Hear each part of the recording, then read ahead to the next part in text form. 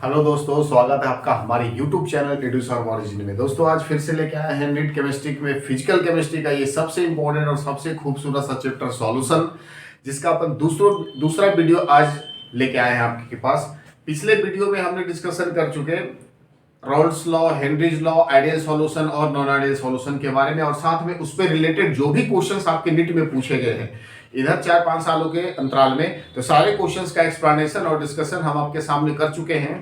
तो आज स्टार्ट करेंगे बिलियन का सबसे इंपॉर्टेंट चैप्टर, जिसका नाम है कॉलिगेटिव प्रॉपर्टीज। और इससे भी सवाल 2021 में दो क्वेश्चंस आए हैं। 22 में भी क्वेश्चंस पूछा गया और 23 में आपके क्वेश्चंस उठाने की संभावनाएं भी काफी ज्यादा है। तो चलिए बने रहिए हमारे साथ इस वीडियो में। शुरू करते हैं colligative property.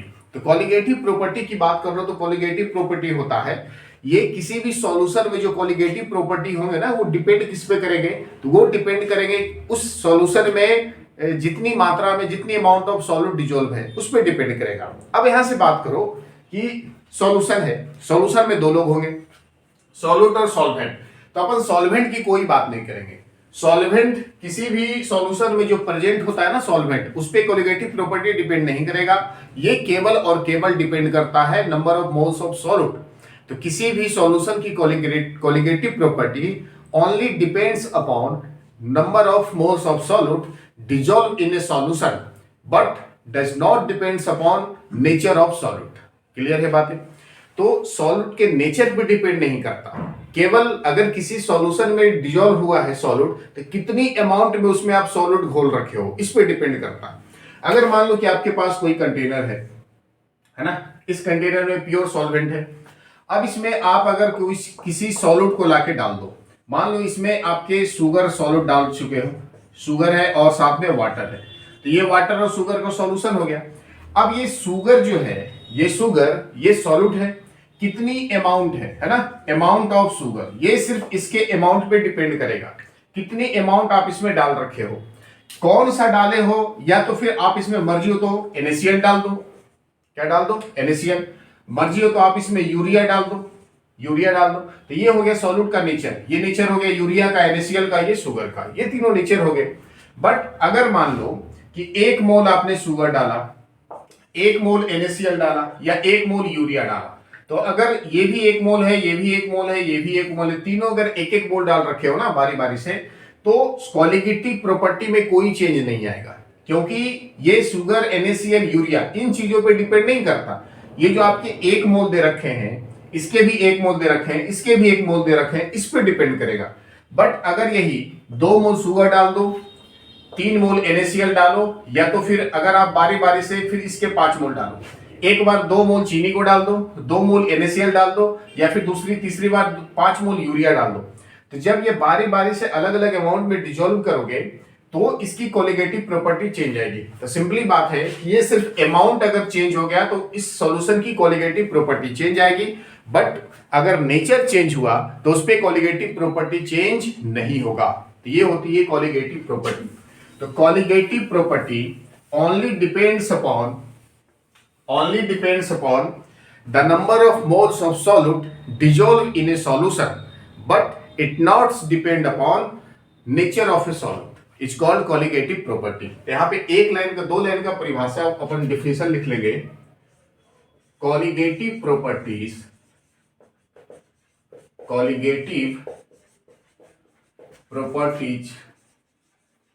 only depends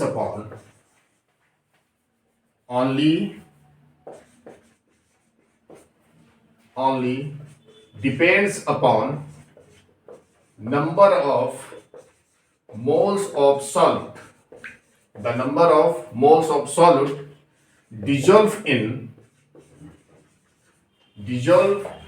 a solution, but it does not depends upon nature of solute। Clear है? It's called colligative property. तो जो कॉलिगेटिव प्रॉपर्टी होंगे वो केवल और केवल number of moles of solute या amount of moles of solute इसमें डिपेंड करेगा। आप कौन से सॉल्यूट डाले हो, सॉल्यूट नमक डाले हो, चीनी डाले हो, यूरिया डाले हो, क्या डाले हो, उस पर कोई डिपेंड नहीं करेगा, है ना। आपने सॉल्यूट काला डाला, पीला डाला, उजला डाला, मोटा डाला, पतला डाला, कुछ भी डाले हो उस पर डिपेंड नहीं करेगा। आपने कितनी अमाउंट में डाले हो उस पर डिपेंड करेगा, उसी को बोलेंगे colligative property.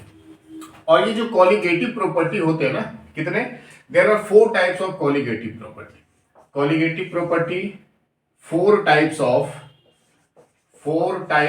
Colligative property, 4 types of colligative property. ये टोटल 4 टाइप्स के होते हैं। कौन कौन से होते हैं बारी बारी से सबका डिस्कशन अपन कर लेंगे। जो पहला टाइप्स होता है कॉलिगेटिव प्रॉपर्टी का, है ना, पहला टाइप्स, उसको क्या बोलेंगे, लॉरिंग ऑफ वेपर प्रेशर। पहला है lowering of vapour pressure, lowering of vapour pressure, ये पहला टाइप है, lowering of vapour pressure. Lowering of vapour pressure किसको बोलेंगे, इसको सूचित करेंगे अपन P0 माइनस P से। क्या होता है लॉरिंग ऑफ वेपर प्रेशर?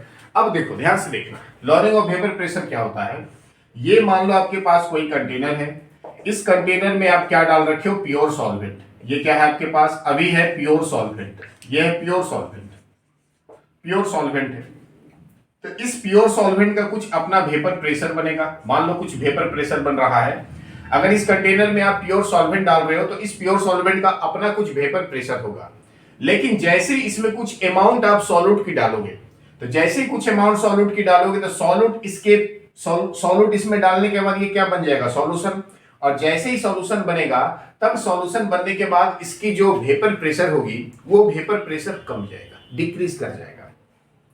तो जितनी वेपर प्रेशर डिक्रीज करेगी उसी को बोलेंगे लॉरिंग ऑफ वेपर प्रेशर।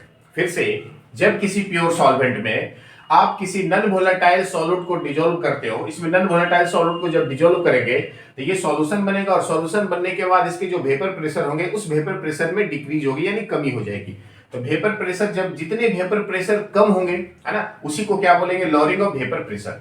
अब ये कम कैसे होंगे, जैसे किसी इसमें डिसॉल्व करोगे, है ना, नॉन वोलेटाइल सॉल्यूट को, तो सॉल्यूट का कुछ जो पार्ट्स होंगे, यहाँ पे कुछ पार्ट्स यहाँ पे प्रेजेंट होंगे, कुछ पार्ट्स इसकी ये ऊपर वाले सरफेस पे प्रेजेंट होंगे। तो जैसे ही कुछ पार्ट ऊपर वाले सरफेस पे आएगा तो यहाँ से वेपर जो बन रहा था वो वेपर बनना क्या हो जाएगा, कम हो जाएगा। यहाँ से वेपर बनना कम हो जाएगा, जिसके कारण सॉल्यूशन बनने के बाद इसके वेपर प्रेशर कुछ ये रहेंगे। जब ये प्योर सॉल्वेंट था, वेपर प्रेशर कुछ ये बन रहा था। अब जैसे ये सॉल्यूशन बना तो ये वेपर प्रेशर क्या हो गया, कुछ ये हो गया। अब सॉल्यूशन बनने के बाद इसके वेपर प्रेशर डिक्रीज हुआ, तब इसी को बोलेंगे lowering of vapour pressure, lowering of vapour pressure. तो एक लाइन का डिफिनीशन है ना, इसमें सवाल आते हैं। लॉरिंग ऑफ वेपर प्रेशर क्या होता है कि when a non volatile solute is dissolved in a pure solvent, then the vapor pressure of solution is decrease, ठीक है, is called lowering of vapour pressure. इसी को आप क्या बोलोगे, लॉरिंग ऑफ वेपर प्रेशर। तो उसके वेपर प्रेशर डिक्रीज हो जाएंगे, इसी को आप क्या बोलेंगे, लॉरिंग ऑफ वेपर प्रेशर। तो वेपर प्रेशर सिंपली, तो यहां से लिख दो, vapour pressure of pure solvent, vapour pressure of pure solvent is equal to P0। क्या लिखेंगे इसको, P0। Vapour pressure of solution is equal to क्या होगा, P। क्लियर है। Vapour pressure of pure solvent, जब वो सॉल्वेंट था उसके वेपर प्रेशर कुछ ज्यादा थे, अब उसमें सॉल्यूट को डालो तो वो क्या बन गया, सॉल्यूशन। और सॉल्यूशन बनने के बाद उसके वेपर प्रेशर डिक्रीज हो गया, यानी सॉल्यूट का वेपर प्रेशर मैक्सिमम होगा, सॉरी सॉल्वेंट का वेपर प्रेशर मैक्सिमम होगा, लेकिन बट ये जब सॉल्यूशन बना तो उसके वेपर प्रेशर मिनिमम हो जाएंगे। तो ये vapour pressure pure solvent P0, vapour pressure of solution is equal to P। तो लॉरिंग ऑफ वेपर प्रेशर क्या होगा, lowering of vapour pressure is equal to क्या हो जाएगा, पी नॉट माइनस पी। क्या हो जाएगा ये, पी नॉट माइनस पी। तो लॉरिंग ऑफ वेपर प्रेशर क्या होता है, पी नॉट माइनस पी। ये तो बातें क्लियर हो गई, ठीक है, ये बातें क्लियर हो गई। अब एक इसमें बात आएगी relative lowering vapour pressure. Relative lowering vapour pressure, तो रिलेटिव लॉरिंग वेपर प्रेशर होता है ना, यहां पे एक लाइन में लिख देते हैं, relative lowering vapour pressure is equal to क्या होगा, यहां से P naught minus P upon P naught. Relative lowering vapor pressure is equals to the ratio of lowering of vapor pressure and solution of vapor pressure। फिर से relative lowering of vapor pressure is equals to क्या होगा, relative lowering vapor pressure is equals to the ratio of lowering of vapor pressure and vapor pressure of pure solvent। तो P not minus P upon P not. अब यहां से ये सारे के सारे राउल्ट्स के नियम पे रिलेटेड है ना। यहां से अपन लिखते हैं according to Raoult law, according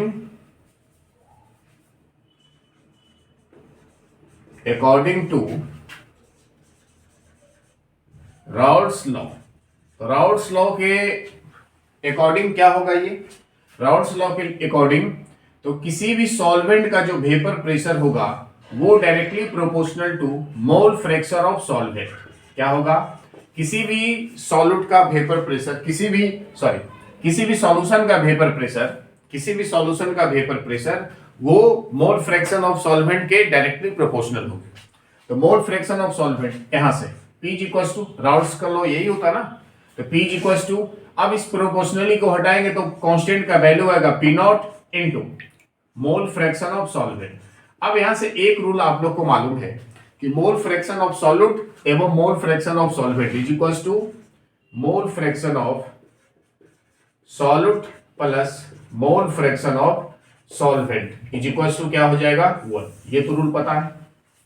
solvent का मोल फ्रैक्शन और सॉल्यूट के मोल फ्रैक्शन दोनों का जो एडिशन होगा कितने के बराबर, 1 के बराबर।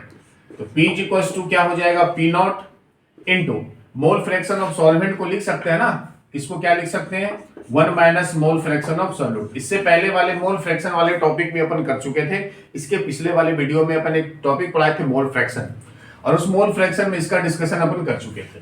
अब यहां से P इक्वल्स टू क्या हो जाएगा, P not minus P not into, या तो फिर इसको ऐसे कर दो, P नॉट को इधर ला दो, P नॉट को अगर इधर ला देंगे तो ये डिवाइड में आ जाएगा, P equals to P naught, P upon P not is equals to 1 upon mole fraction of solute, ये हो जाएगा। अब यहां से क्या होगा, 1 को इधर लाओ तो ये क्या हो जाएंगे आपके पास, 1 minus P upon P not equal to mole fraction of solute, ये हो जाएगी बातें। अब यहां से कर लो LCM, P not minus P upon P not is equals to mole fraction of solute is equals to क्या हो जाएगा, number of mole upon number of mole plus number of mole of solvent, जहां पे n is equals to 0, n is equals to क्या लेंगे, approx 0, तो कौन सा 0 होगा, ये वाला 0 होगा। तो P not minus P upon P not is equals to small n बटा कैपिटल N। ये तो फार्मूला यहां से निकल चुका, या तो फार्मूले को और एक्सपेंड करना चाहो, P not minus P upon P not is equals to small n, n बराबर क्या होता है, moles upon molar mass, mole but ये simply given mass upon molar mass, given mass upon molar mass. तो ये small w into capital M upon small m into capital W। तो यहां से ये फार्मूला आपके निकल चुके, जहां पे small w is equals to है वेट ऑफ सॉल्यूट, ये molar molecular weight of solute, capital M molecular mass of यानी मोलिकुलर वेट ऑफ सॉल्वेंट, और capital W molecular weight of solvent. तो ये चीजें यहां से आ चुकी। अब इसको फार्मूला पे में आप इस्तेमाल कर सकते हो, ठीक है। तो ये पहला आपका था कॉलिगेटिव प्रॉपर्टी में, तो इसको आप फार्मूला में इस्तेमाल कर सकते हो। इस पे नॉमरिकल्स किस प्रकार से आए हैं अपन हम नॉमरिकल्स कर लेंगे, पहले चारों कॉलिगेटिव प्रॉपर्टी का बारी बारी से डिस्कशन अपन कर लेते हैं। तो जल्दी से इसका स्क्रीनशॉट ले लो आप, फिर दूसरे कॉलिगेटिव प्रॉपर्टी पे अपन आएंगे। दूसरा कोलिगेटिव प्रॉपर्टी है elevation of boiling point. Elevation मतलब होता है इंक्रीज कर जाना, बढ़ जाना। तो बॉइलिंग पॉइंट बढ़ जाना, तो किसके बॉइलिंग पॉइंट बढ़ेंगे? सॉल्यूशन के बढ़ेंगे। कैसे बढ़ेंगे? तो आप ध्यान दो, जब किसी प्योर सॉल्वेंट में आप नॉन वोलेटाइल सॉल्यूट को डिसॉल्व करते हो तो उसके पहले सॉल्यूशन का वेपर प्रेशर डिक्रीज होता है। जब उसके वेपर प्रेशर डिक्रीज होंगे लेकिन बॉइलिंग पॉइंट इंक्रीज होंगे, दो बातें होगी। पहली बातें क्या होगी? सॉल्यूशन बनने के बाद उसका वेपर प्रेशर डिक्रीज करेगा, है ना, लेकिन बट उसके बॉइलिंग पॉइंट इंक्रीज करेंगे। उसी को आप बोलोगे elevation of boiling point. Is the very simple, ध्यान देना, ठीक है। एक दो लाइन का डेफिनेशन है, ज्यादा कुछ है नहीं। तो एलिवेशन ऑफ बॉइलिंग पॉइंट, ठीक है, when a non volatile solute is dissolve in a pure solvent. इसमें प्योर सॉल्वेंट, जब प्योर सॉल्वेंट में डिसॉल्व करेंगे in a pure solvent, then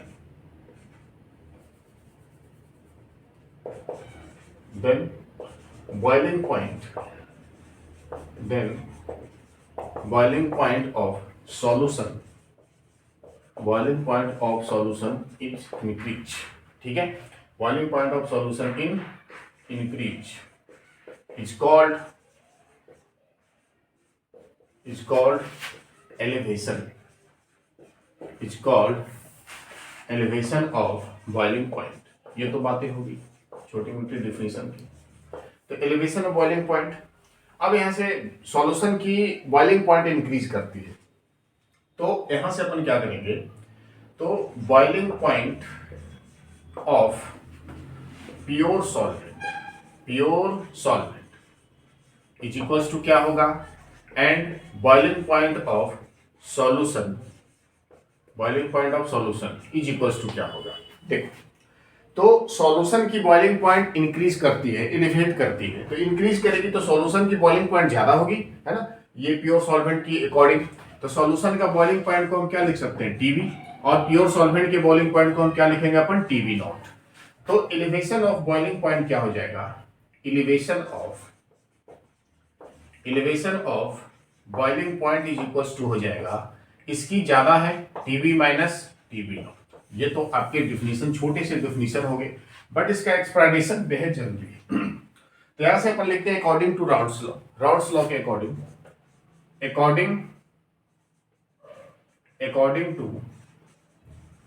routes law क्या हो जाएगा? According to Raoult's law the elevation of boiling point directly proportional to, है ना, directly proportional to molar concentration. ध्यान देना, according to Raoult's law, elevation of boiling point is directly proportional to molar concentration. Then concentration is removed and extra, है ना, जब इस concentration को हटाएंगे तो constant का वैल्यू आएगा जिसको बोलोगे kV into स्मॉल m, ठीक है। अब यहां से delta TV is equal to क्या हो जाएगा? Delta TV is equal to kV into small m यानी मोलैलिटी, और मोलैलिटी इज इक्वल टू होता है number of moles upon weight of solvent, और weight of solvent into in kilogram, ठीक है।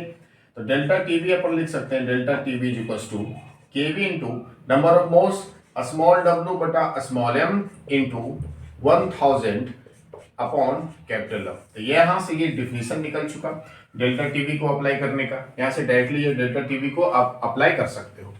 इसका एक ग्राफ देखो क्या आएगा। जनरली ग्राफ यहां से अपन बना लेंगे, ये ले लो आप ग्राफ।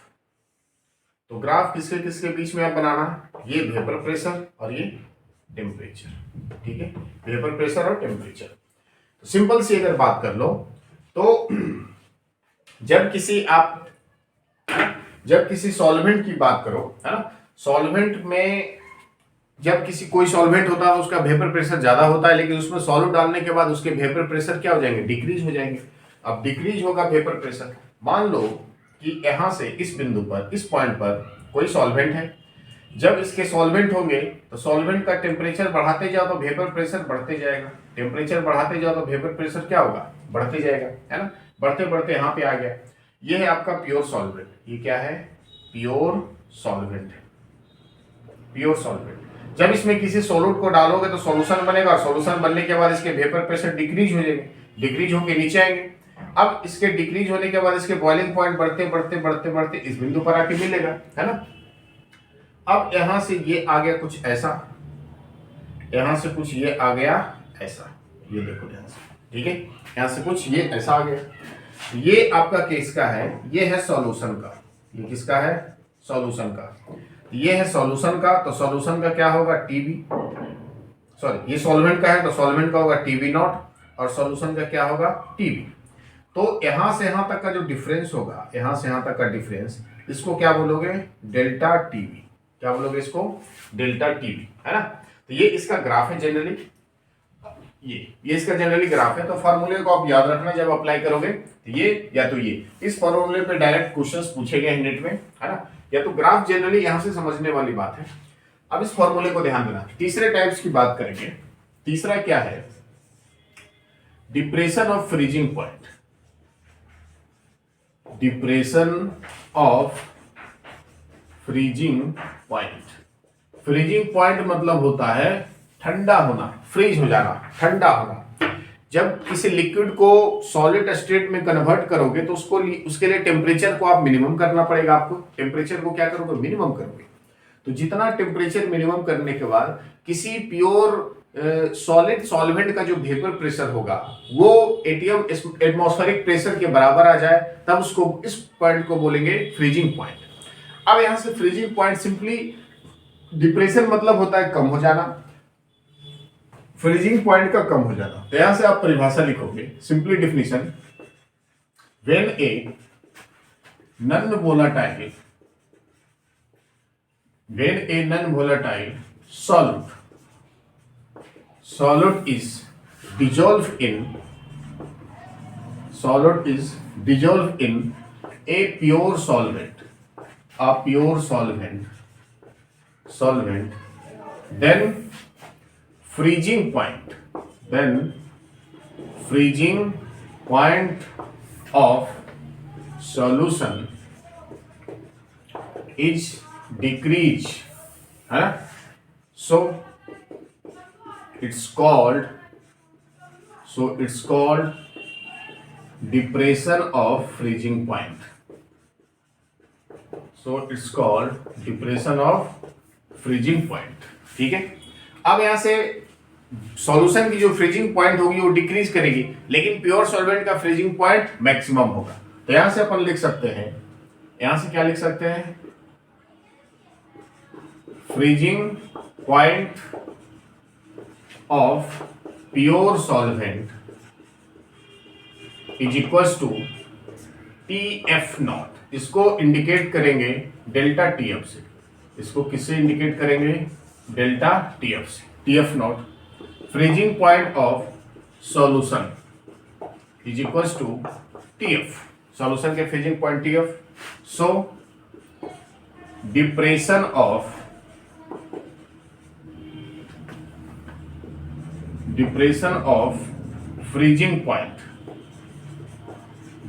ऑफ फ्रीजिंग पॉइंट यानी delta TF is equal to क्या हो जाएगा, TF naught minus TF।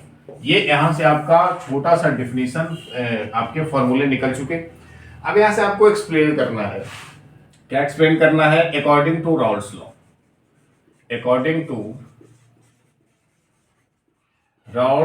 Law, तो राउल्ट्स लॉ के according depression of freezing point is directly proportional to molar concentration। Molar concentration, यहां से जब इसके प्रोपोर्शनली को हटाओगे तो कांस्टेंट का वैल्यू आएगा जिसको बोलोगे KF इंटू M, ठीक है। तो delta TF is equal to क्या हो जाएगा, delta TF is equal to KF into small m is equal to molality, और molality is equal to number of moles upon weight of solvent in kilogram. तो delta TF is equal to KF into small w mole of solute upon molar mass of solute. इसको kilogram को kilogram में अगर change करोगे तो multiply by 1000 ऊपर में और नीचे में कैपिटल W। यहां से ये फॉर्मूले आपके निकल चुके, है ना। क्या फॉर्मूले निकल चुके, आपके फॉर्मूले निकल चुके डिप्रेशन ऑफ फ्रीजिंग पॉइंट का। ये फॉर्मूला डायरेक्टली इस्तेमाल करके क्वेश्चंस बनाया गया है, पूछा गया सवाल। अब इसके आप ग्राफ को देख लो, इसके आप ग्राफ समझो, ग्राफ क्या कहता है। ये ग्राफ किसके किसके बीच में बनेगा, वेपर प्रेशर और टेम्परेचर, है ना। हम यहां से कुछ मान लेते हैं, यहां से क्या मान लेते हैं, ये है आपका vapour pressure of solid solvent. क्या है, वेपर प्रेशर ऑफ सॉल्वेंट, और सॉल्वेंट कैसा है, सॉलिड, ठीक है। ये vapour pressure of solid solvent, ये यहां से। अब यहां पे जब किसी सॉल्वेंट को क्या करोगे, सॉल्वेंट के वेपर प्रेशर जब इसका घटते घटते यहां पे आ जाएगा, जब इसमें किसी सॉलिड को डालोगे, नॉन वोलेटाइल सॉलिड को, तो इसके भी क्या हो जाएंगे, इसके भी आपके वेपर प्रेशर डिक्रीज हो जाएगा। ये है सॉलिड का वेपर प्रेशर, ये सॉल्वेंट। यहां से क्या है, ये है प्योर सॉलिड। यहां से आप इसको आप क्या ले लो, सॉलिड, और ये है सॉल्यूशन, ये सॉल्वेंट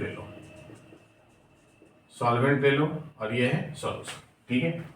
ये है आपका सॉलिड का टेम्परेचर का पॉइंट, यहां से सॉलिड के टेम्परेचर के पॉइंट्स, और ये है आपके सॉल्वेंट के टेम्परेचर, ठीक है, सॉल्यूशन का। ये सॉल्यूशन का तो ये क्या हो जाएगा, सिंपल, ये हो जाएंगे TF और ये हो जाएंगे TF नॉट। तो यहां से यहां तक का जो डिस्टेंस होगा उसको बोलोगे डेल्टा TF। तो सिंपली यहां से क्या निकला, delta TF is equal to TF naught minus TF। अब यहां से इसके अकॉर्डिंग डायरेक्ट ये फॉर्मूला अप्लाई हो सकता है यहां से, है ना।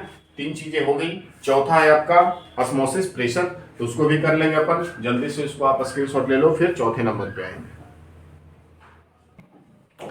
चौथे नंबर पे आते हैं, चौथा number colligative property osmosis pressure.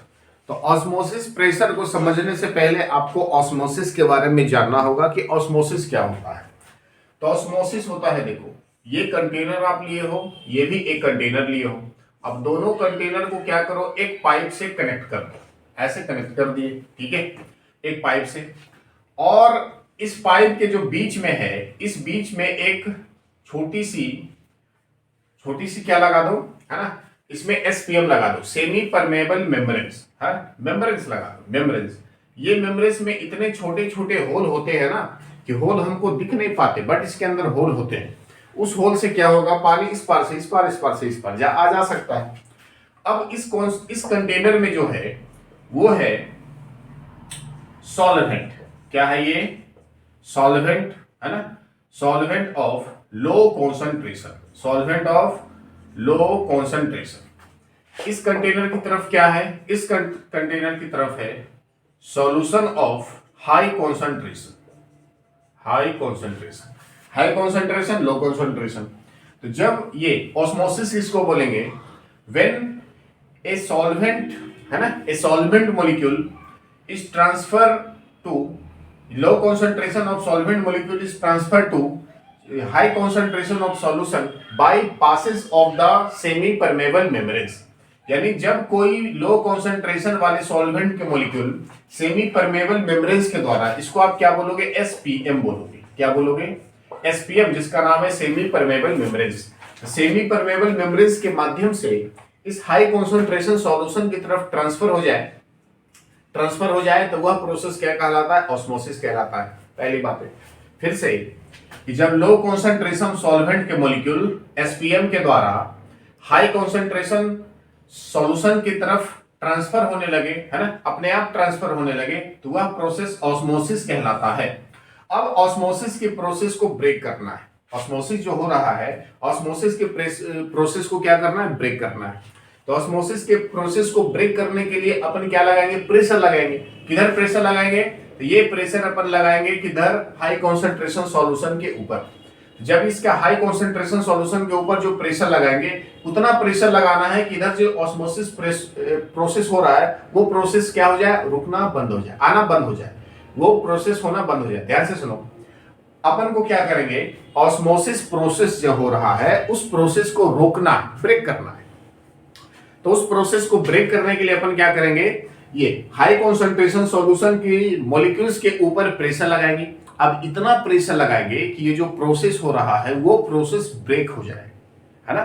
तो मान लो कि 10 एटीएम का प्रेशर यहां से लगाए, जैसे 10 एटीएम का प्रेशर लगाए तो ये प्रोसेस होना क्या हो जाएगा, बंद हो जाएगा, रुक जाएगा। तो जितना अपन प्रेशर लगाएंगे हाई कॉन्सेंट्रेशन मॉलिक्यूल्स के ऊपर, इज कॉल्ड ऑस्मोसिस प्रेशर। इसी को आप क्या बोलोगे, ऑस्मोसिस प्रेशर। ठीक है, तो ऑस्मोसिस प्रेशर की बात करेंगे। Osmosis pressure is osmosis pressure is defined as the break of osmosis process। इस प्रोसेस को रोकने के लिए, जो अपन प्रेशर लगाएंगे इज कॉल्ड ऑस्मोसिस प्रेशर, है ना। ये it is directly proportional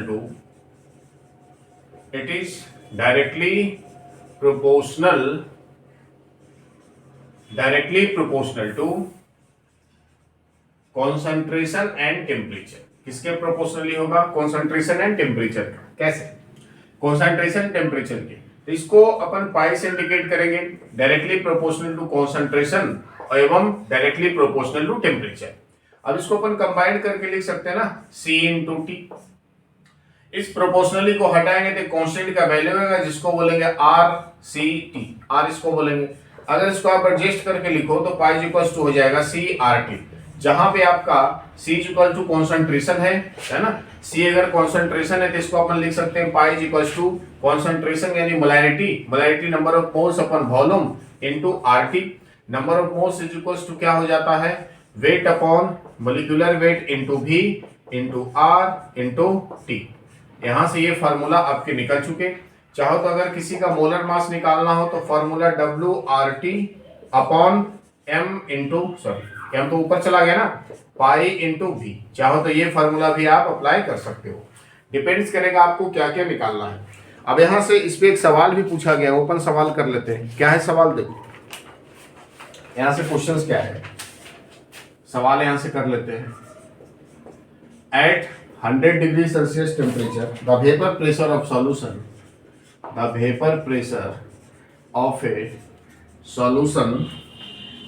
of a protein contains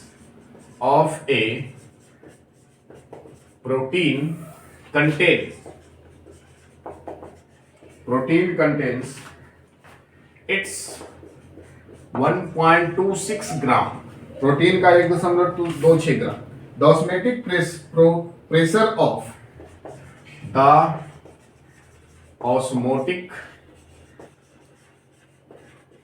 osmotic pressure of this solution at 300 Kelvin, किस पे, 300 केल्विन पे, is found to be 2.57 into 10⁻³ बार। इतना ऑस्मोटिक प्रेशर लग रहा है। The molar mass of protein will be, then the molar mass of protein will be, तो protein का molar mass कितना होगा, if R is equal to 0.083, है ना, litre bar mole -1 litre -1 kelvin -1। ठीक है, ये आपके फॉर्मूले हैं, है ना, सॉरी ये क्वेश्चन से आपके यहां से आपको सॉल्व करना है। ये क्वेश्चंस पूछे गए नीट एग्जामिनेशंस में, ये क्वेश्चंस कब पूछे गए हैं, नीट में पूछा गया सवाल है। तो at 100 degree Celsius the vapour pressure of a solution of a protein contains 1.26 gram. कह रहा है कि एक सॉल्यूशन है आपके पास, है ना, तो सॉल्यूशन में 1.26 ग्राम आपके प्रोटीन के घुले हैं, है ना, प्रोटीन के उसमें डिजोल्व है। The osmotic pressure of this solution at 300 kelvin, तो 300 केल्विन टेम्परेचर पर ऑस्मोटिक प्रोसेस कितना है, प्रेशर 2.57 into 10⁻³ तो यहां से टेम्परेचर की वैल्यू दे रखी, टेम्परेचर है आपका 300 केल्विन, 300 केल्विन पे फाउंड टू बी इतना बार। ये तो पाई इक्वल टू का वैल्यू दे रखा 2.5 into 10⁻³ ये वैल्यू दे रखा। आर की वैल्यू फिक्स है 0.083, ठीक है, आर की वैल्यू फिक्स है। तो यहां से प्रोटीन का जो मास है ना स्मॉल डब्ल्यू जो मास दे रखा 1.26 ग्राम। तो यहां से आपको निकालना है molar mass of protein is equal to what, protein का मोलर मास आपको चाहिए। ठीक है, ये रहा सवाल।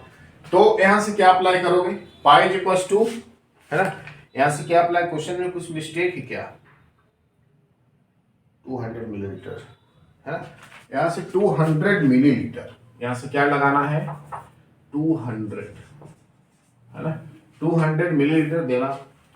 अब यहां से क्या निकालना है, found to with the molar mass of protein, यहां से मोलर मास, तो मोलर मास का फॉर्मूला ये अप्लाई कर दोगे, molar mass small w into R into T upon pi into V. ठीक है, यहां से तो यहां से m इज इक्वल टू क्या हो जाएगा, स्मॉल w का वैल्यू कितना 1.26, r का वैल्यू 0.083 इंटू टेम्परेचर आपका 300 केल्विन अपॉन, उसके बाद पाई का वैल्यू 2.57 इंटू 10⁻³ इंटू वॉल्यूम कितना 200 मिलीलीटर, 200 डिवाइडेड बाय 100 1000 लीटर में चेंज कर लो, है ना।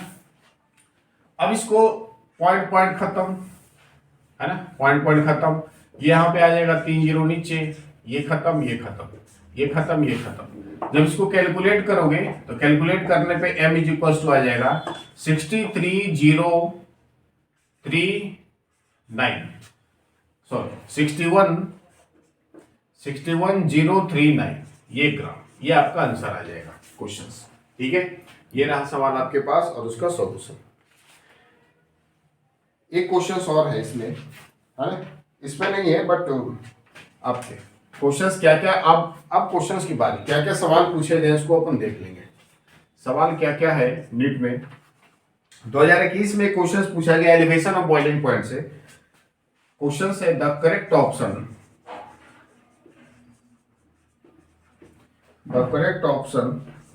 for the value of vapor pressure of a solution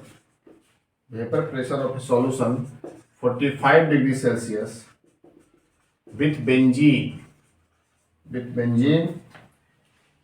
to octane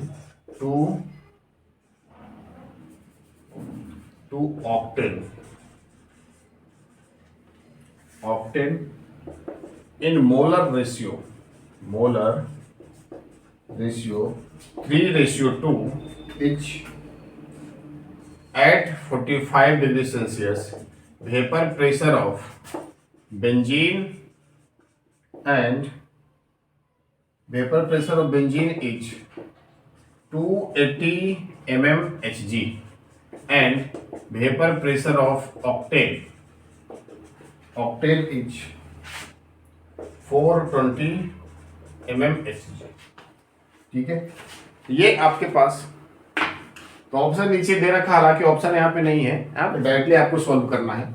the concentration for the value of vapour pressure of a solution, तो आपको vapour pressure solution का निकालना है, बेंजीन और ऑक्टेन का मोलर मास। ये है आपके पास बेंजीन, ये क्या है बेंजीन, और ये है आपके पास ऑक्टेन, बेंजीन और ऑक्टेन।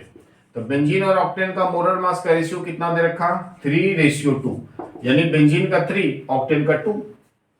तो अगर यहां से अपन मोल फ्रैक्शन ऑफ बेंजीन निकालना चाहे तो मोल फ्रैक्शन ऑफ बेंजीन, तो ऊपर में बेंजीन के मोल और नीचे में बेंजीन प्लस ऑक्टेन के मोल, तो 3 + 2 = 3/3 अगर मोल फ्रैक्शन ऑफ ऑक्टेन का यहां से निकालना है तो मोल फ्रैक्शन ऑफ ऑक्टेन अगर यहां से निकालना चाहो तो सिंपली क्या हो जाएगा 2/, यहां से कर लेते हैं, फिर से इसको यहां से कर लो।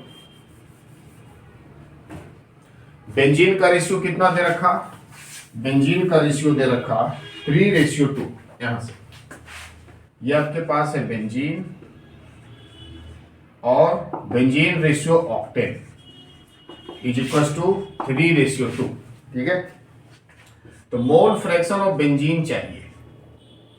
बेंजीन का मोल फ्रैक्शन, तो ऊपर में बेंजीन के मोल 3, नीचे में बेंजीन प्लस ऑक्टेन के मोल, तो यानी 3/5।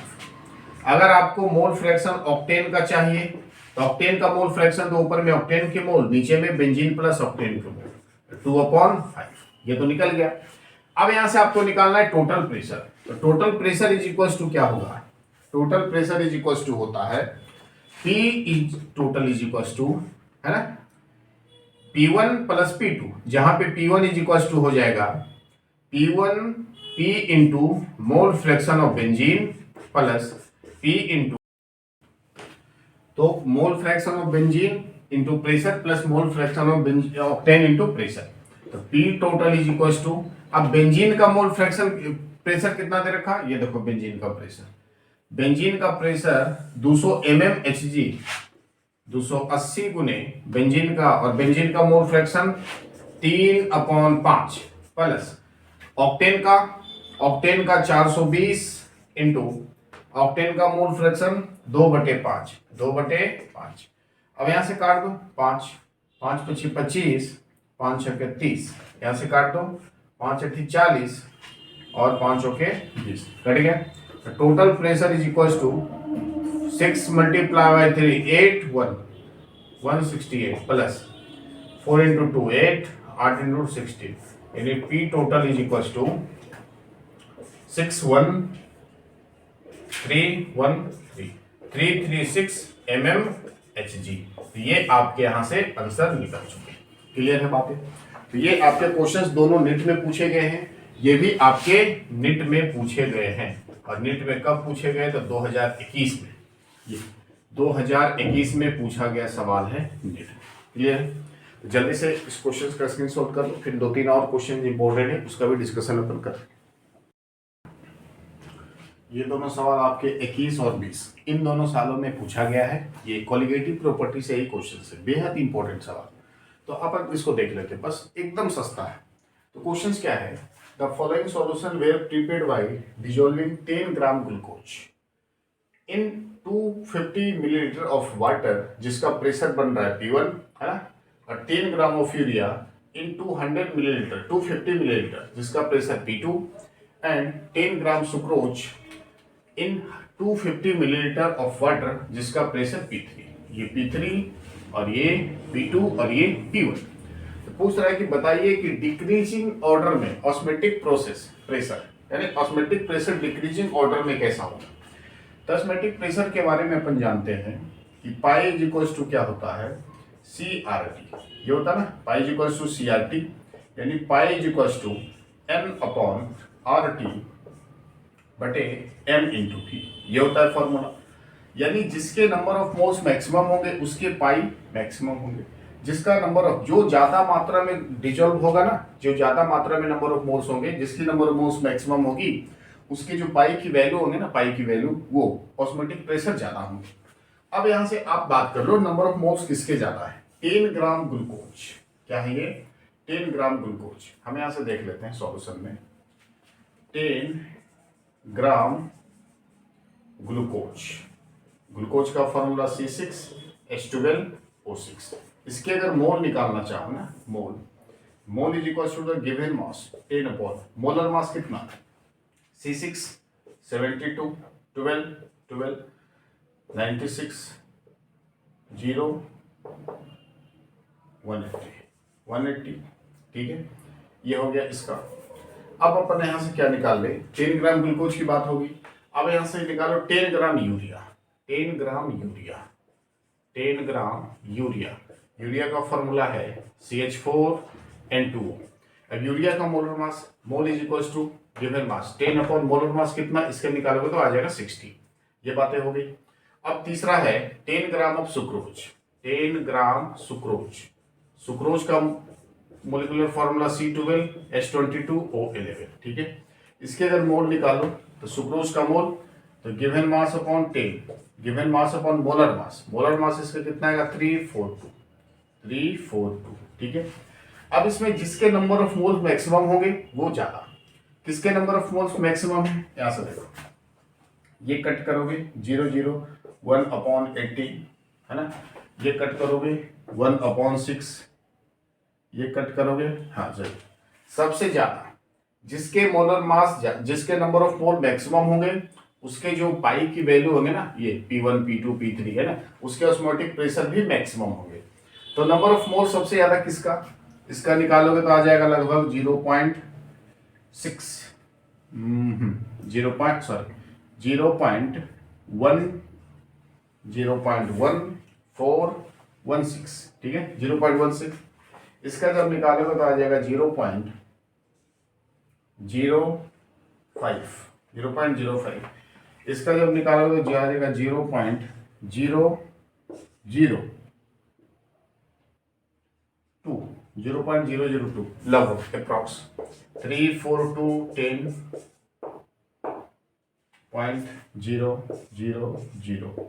उसके बाद 2 आ जाएगा 0.02, ठीक है,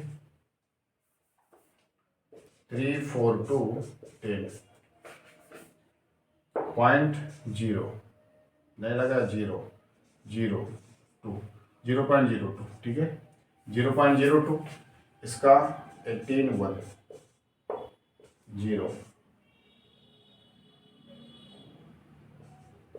0.05। अब देखो सबसे कम नंबर ऑफ मोल सबसे कम किसका, तो ये 10 ग्राम सुक्रोज का। तो सुक्रोज का आपका क्या दे रखा है, सुक्रोज का P3 है, सुक्रोज का क्या दे रखा है P3। तो सुक्रोज का है P3, सुक्रोज वाले का है P3, यूरिया का है P2 और ग्लूकोज का है P1। तो सबसे कम किसका, सबसे ज्यादा नंबर ऑफ मोल्स किसका, तो सबसे ज्यादा नंबर ऑफ मोल्स P2 का, P2 ग्रेटर देन। उसके बाद कौन, ये वन वाला 0.05 0.02। सबसे ज्यादा कौन, P1 और सबसे कम कौन, P3। तो P2 greater than P1 greater than P3, P2 greater than P1 greater than P3। ये ए नंबर ऑप्शन आपके सकते हैं। 2021 में नीट में सवाल किया है, ये क्वेश्चन आपका आ जाइए solution. The freezing point depression constant KF of benzene. तो बेंजीन के ये कांस्टेंट की वैल्यू जो दे रखी केएफ बराबर ये है 5.2, है ना। The freezing point depression in for the solution of molality is, यानी मोलैलिटी दे रखी 0.078 m। तो आपको क्या निकालना है, containing a non electrolyte solute in benzene. तो आपको डिप्रेशन ऑफ फ्रीजिंग पॉइंट चाहिए। Delta TF is equals to what, तो delta TF is equals to होता है, क्या होता है formula, delta TF is equals to KF into small m, जहां पे delta TF is equals to क्या दे रखा, केएफ का वैल्यू 5.2 इनटू 0.078। जब इसको आप कैलकुलेट करोगे तो delta TF is equals to आ जाएगा 0.04 और ये आ जाएगा केजी केल्विन केजी पर मोल में। ये आपके आंसर, और ये आपके सवाल निट वाले पूछे हैं 2020 में, एकदम फार्मूला बेस्ड क्वेश्चन। क्लियर है। तो कॉलिगेटिव प्रॉपर्टी के चारों टाइप्स अपन डिस्कशन कर चुके, और इससे रिलेटेड जो भी क्वेश्चंस आपके पूछे गए हैं नेट में कॉलिगेटिव प्रॉपर्टी से 3-4 सालों के अंदर, सारे के सारे क्वेश्चंस आपके बेहतर और सॉल्यूशन के साथ।